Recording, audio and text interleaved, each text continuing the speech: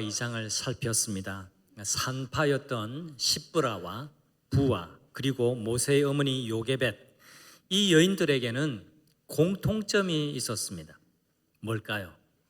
가진 것이 별로 없었다라는 것입니다.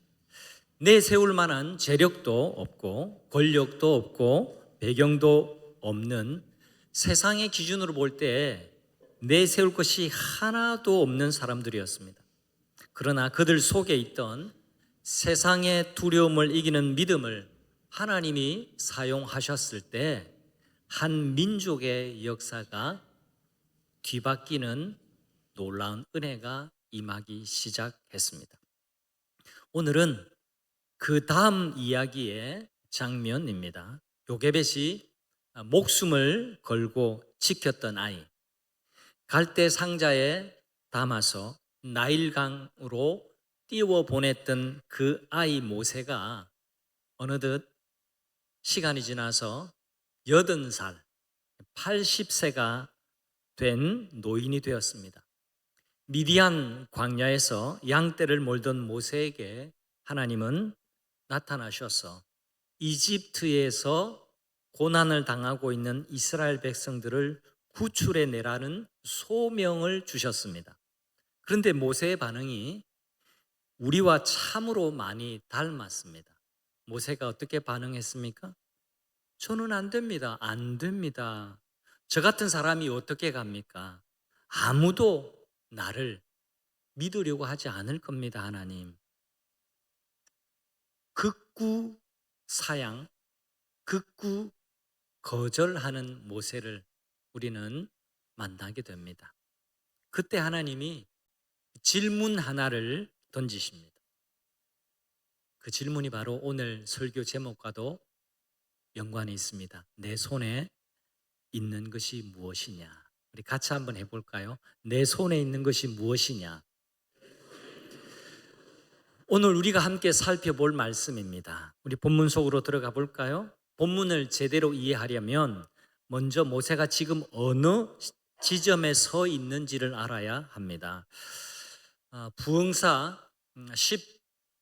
19세기에 유명한 부흥사 목사님이 계신데 미국의 무디 목사님이라는 분이에요.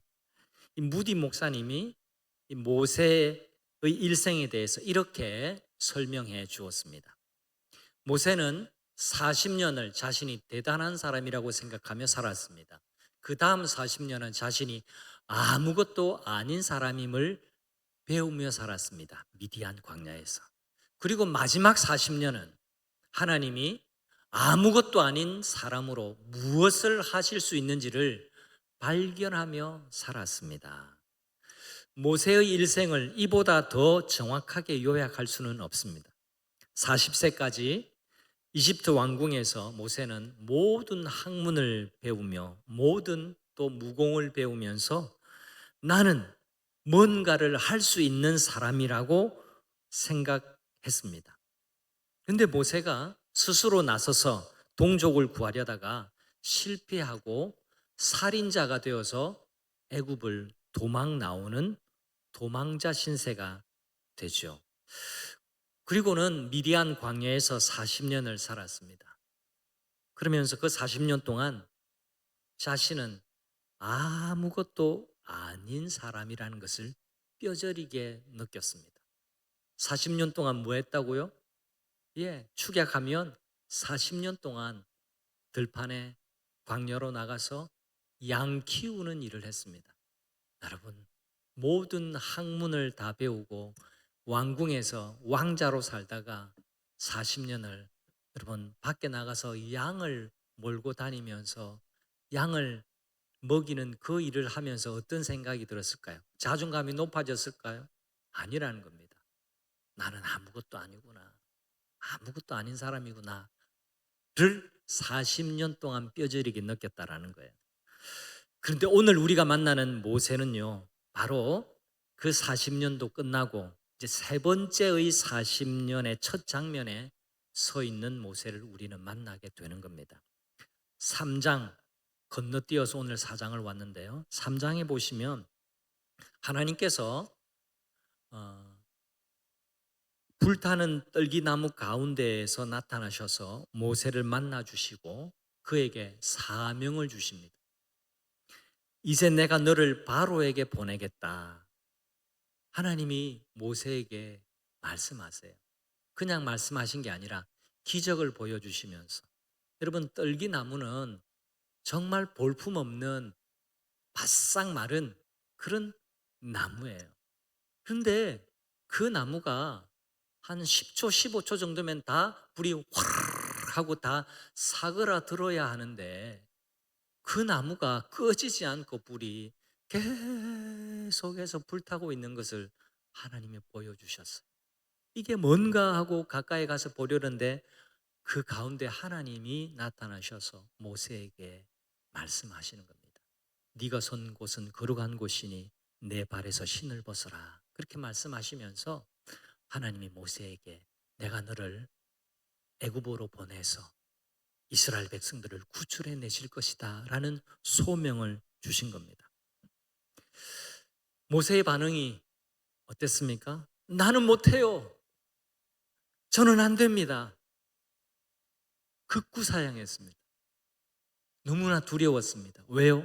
40년 동안 자기가 아무런 사람도 아니라는 것을 뼈저리게 깨달았기 때문에, 그리고 40년 전에 그는 실패를 경험했기 때문에 그렇습니다. 그래도 하나님이 모세를 포기하지 않으세요. 하나님이 약속해 주십니다.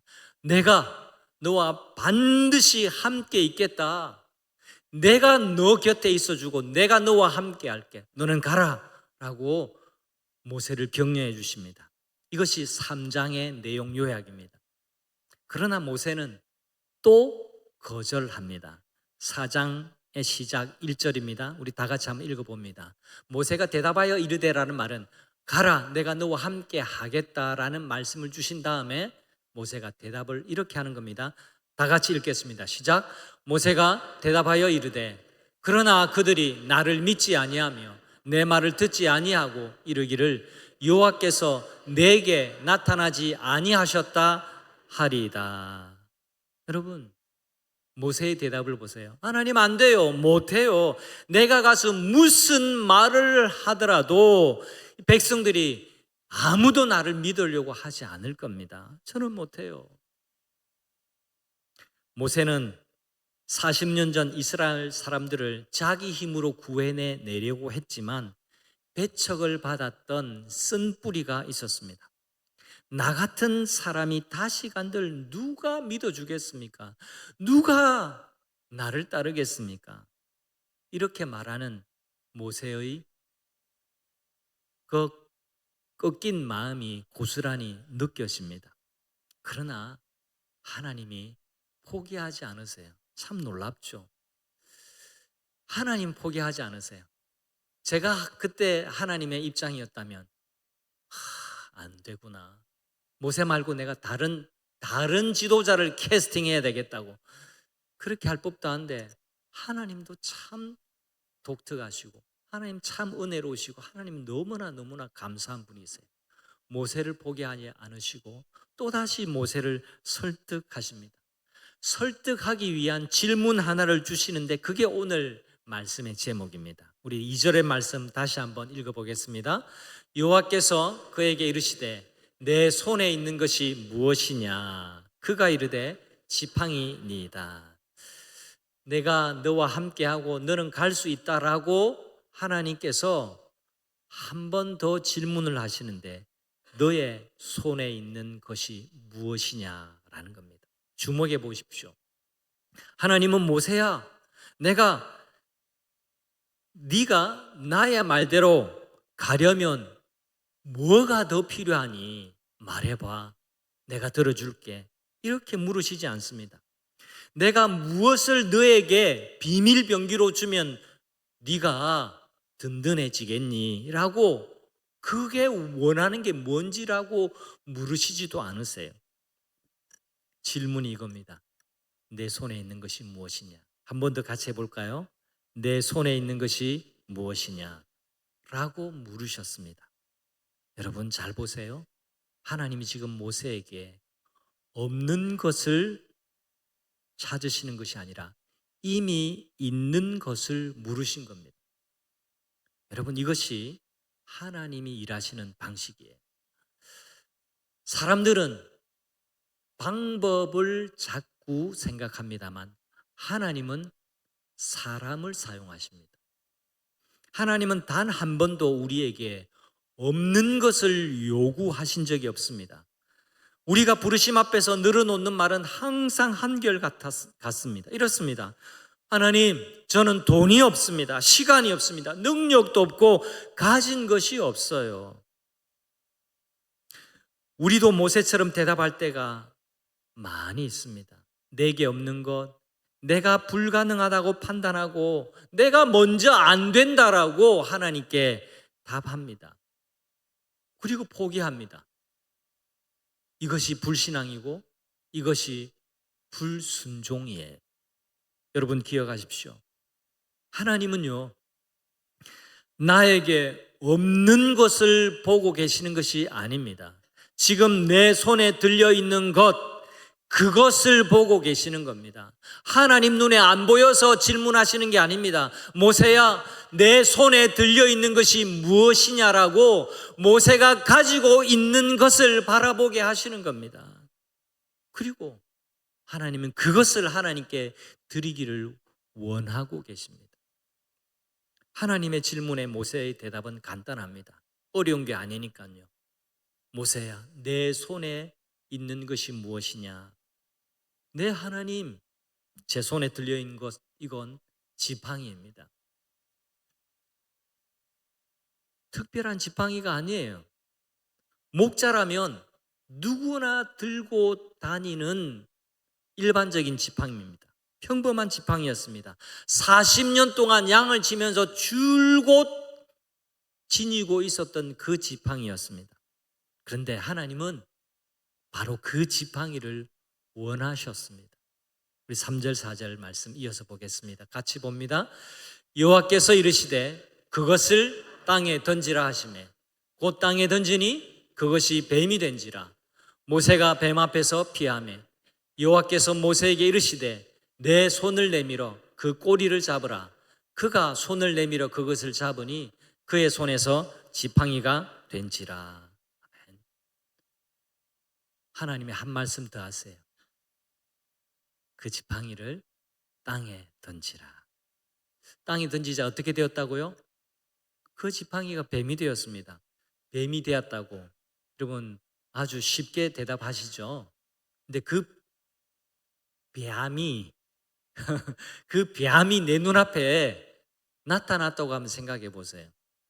그것도 볼펜만한 작은 뱀이 아니에요. 실뱀이 아니에요.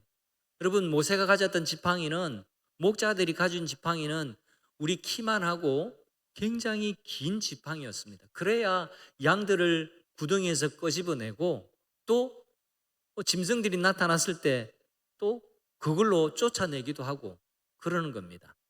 근데 이 지팡이만한 길다란 뱀이 눈앞에 나타났다고 아무도 안 놀라시는데 상상력이 부정하신 겁니다. 지금 내 눈앞에 이 본당 의자만한 뱀이 지금 나타났다고 한번 생각해 보세요. 얼마나 놀랍니까? 모세도 놀랐습니다. 그래서 모세가 그 뱀을 보고 피했다라고 성경이 말하고 있잖아요. 봄이 꿈틀거리는데 저게 뱀이구나.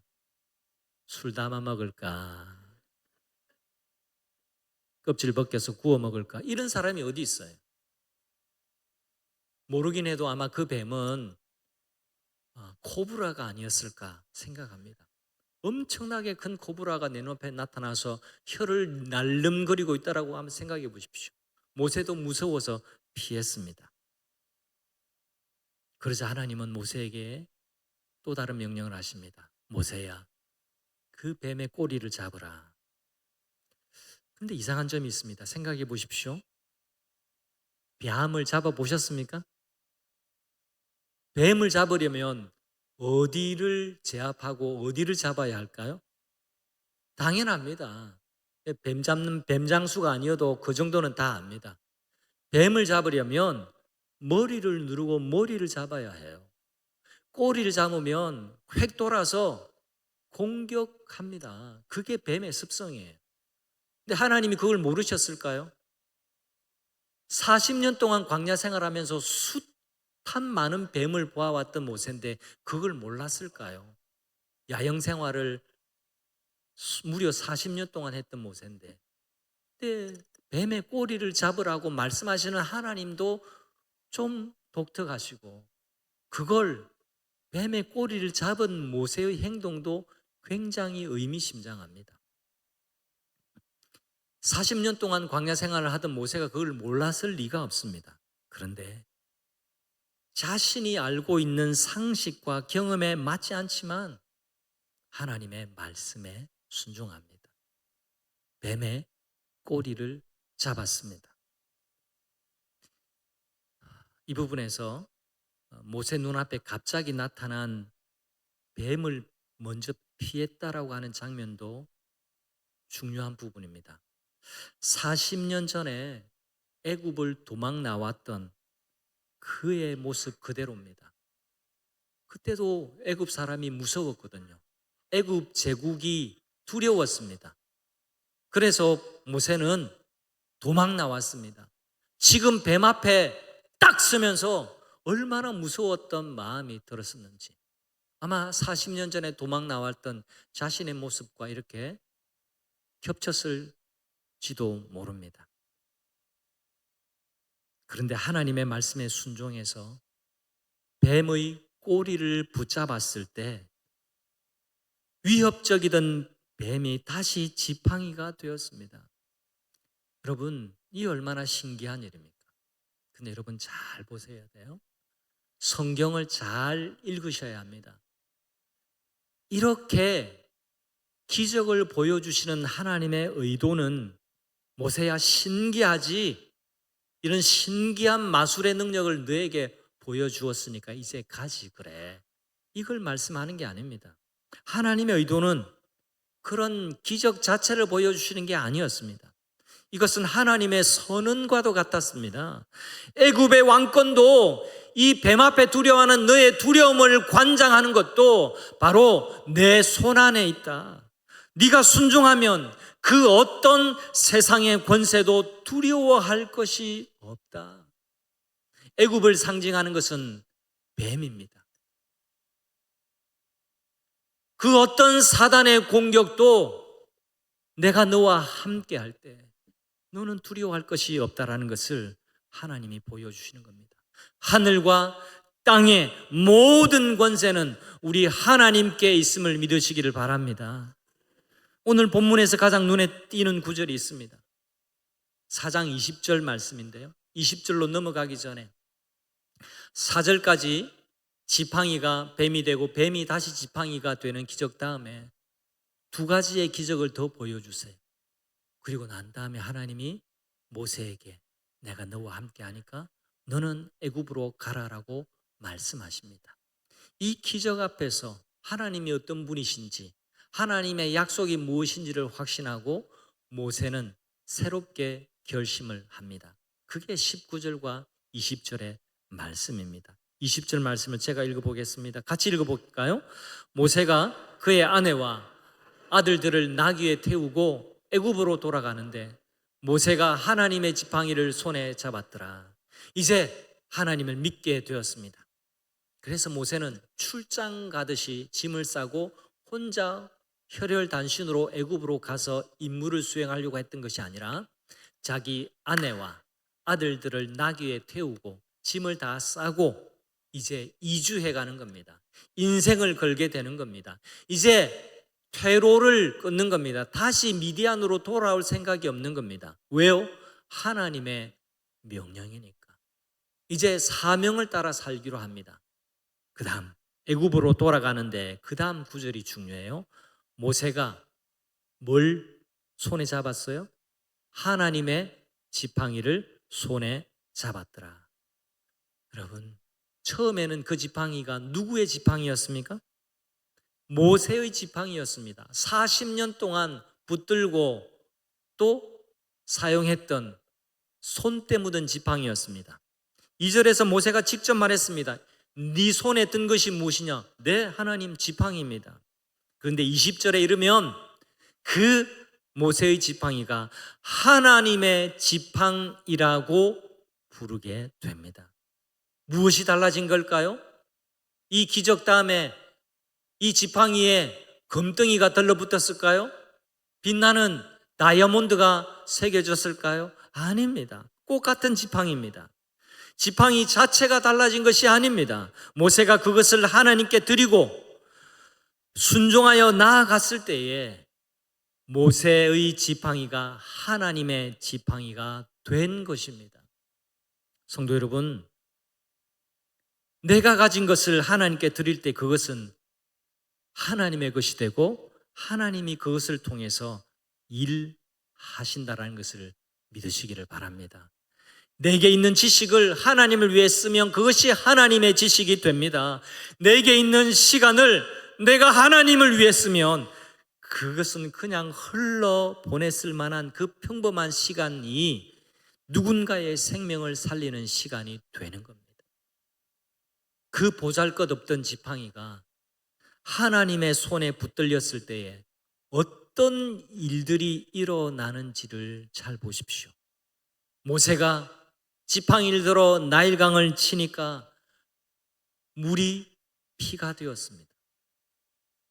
홍해 앞에서 모세가 지팡이를 들고 홍해야 갈라져라고 명령하니까 홍해 바다가 갈라지고 백성들이 마른 땅같이 그 땅을 건너갔습니다. 물이 없을 때 반석을 쳤을 때 그 반석에서부터 물이 나왔습니다. 어떻게 이런 일이 일어납니까? 모세의 지팡이를 하나님이 붙드셨기 때문입니다. 제가 설교 모두에 여러분들에게 소개한 대로 무디 목사님은 모세의 일생을 너무나도 정확하게 요약을 해 주었습니다. 그런데 흥미로운 점은요, 이 요약이 무디 자신의 무디가 한 그 말에 무디가 산 증인이 되었습니다. 1855년 미국 보스턴 지역에 에드워드 킴블이라는 평범한 주일학교 선생님이 계셨어요. 우리 모두 여기 앉아 계신 분들처럼 그분도 평범하게 주일 되면 교회 와서 예배 드리고, 또 우리 여기 중고등부 선생님들도 계시겠는데 우리 중고등부 선생님들처럼 또 일부에 예배 드렸던 우리 주일학교 선생님처럼 이 학생들을 맡아서 양육하고 복음을 전했던 교사였습니다. 아주 평범한 교사였습니다. 특별할 것이 없었습니다. 근데 이 에드워드 킴블 선생님의 마음에 반아이 중에 무디라는 애가 있는데 알고 보니까 구두방에서 이 점원으로 조수로 일하고 있다는 것을 알았어요. 어느 날 이 킴블 선생님은 그 구두방 가게로 찾아갑니다.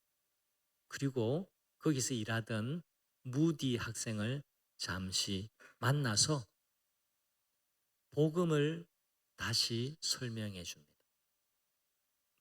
그리고 그 아이에게 예수님의 사랑을 전했어요. 그런데 놀랍게도 아이였던 무디의 마음에 그때 복음을 설명해 주었던 그때 그 순간 마음이 뜨거워지기 시작하고 회심하는 놀라운 사건이 벌어집니다. 그리고 이 무디가 19세기에 부흥을 일으켰던 놀라운 무디 목사님이 돼요. 근데 더 놀라운 것은 이 놀라운 사건이 무디 목사님에게만 끝이 난 게 아닙니다. 무디 목사님의 이 놀라운 부흥 운동으로 말미암아서 그 영향이 F.B. 마이어라는 목사님에게로 흘러가는데요.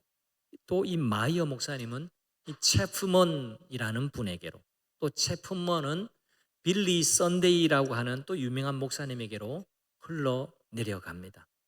그 물결이 마침내 1934년 노스캐롤라이나 어느 부흥 집회에 다다르게 되었고 그 자리에서 16살 난 소년 하나가 예수님 앞으로 나와왔습니다. 회심하게 됩니다. 바로 그 소년이 빌리 그레함 목사님이에요.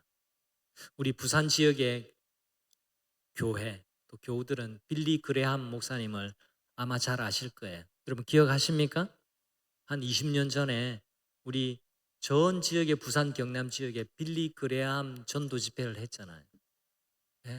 20세기의 가장 위대한 복음 전도자가 바로 빌리 그레함 목사님이셨어요. 여러분 주일학교 선생님 에드워드 킴블 손에 있었던 것이 무엇입니까? 한 아이를 향한 마음이었습니다. 구두가게 문을 열고 들어갈 작은 용기 하나였습니다. 하나님은 그것으로 20세기의 복음의 물줄기를 이렇게 놀랍도록 바꾸셨어요. 사랑하는 여러분, 내 손에 있는 것이 무엇이냐? 라는 이 질문 앞에서 아무것도 없습니다. 저는 가진 게 없습니다라고 말할 수 있는 사람은 없습니다. 최소한 우리에게는 오늘이라는 하루가 있고 기도할 수 있는 무릎이 있습니다. 시간도 없고 돈도 없습니다라고 하는 분들이 아마 이 자리에 계실지 모르겠습니다. 마음속으로 그렇게 대답해요. 나는 시간도 없고 돈도 없어요. 그런데 그 말 안에 빠진 내용이 있습니다. 괄호 쳐놓은 부분이 있는데 저는 돈도 없고 시간도 없어요. 하나님을 위해서 드릴 돈도 없고 시간은 없어요. 하나님을 위해서 일할 시간이 없다라는 겁니다. 하나님을 위해서 헌신할 돈이 없다라는 겁니다. 여행도 가고 하고 싶은 것들은 하면서 하나님 앞에서만 없다고 한다면 그것이 정말로 행복한 삶일까요? 영원하신 하나님께서 유일한 우리에게 영원한 것을 쌓을 기회를 주신다고 하시는데 그 기회를 놓치는 것은 너무나 안타까운 인생입니다. 여러분 잘 생각해 보십시오. 나는 정말 아무것도 없는가? 여러분 아무것도 없지 않습니다. 아무리 바빠도 내가 하고 싶은 일은 다 하고 사는 법이에요. 아무리 없다고 그렇게 말하고 살지만 내가 좋아하는 일은, 내가 필요한 일은 다 하고 삽니다. 중요한 것은 내가 가진 것의 크기가 아닙니다. 그것이 크든 작든 하나님께 드려졌느냐, 그것이 하나님 손에 붙들렸느냐가 중요한 겁니다. 크든 작든 강하든 약하든 귀하든 초라하든 그것은 전혀 문제가 되지 않습니다. 하나님은 세상 모든 것보다도 크신 분이고 세상 어떤 것보다도 강한 분이시기 때문에 그렇습니다. 오늘 하나님께서 우리 각자에게 물으십니다. 모세에게 물으셨던 그 물음을 우리에게도 던지고 계십니다. 내 손에 있는 것이 무엇이냐? 우리 다시 한번 같이 한번 고백해 볼까요? 내 손에 있는 것이 무엇이냐?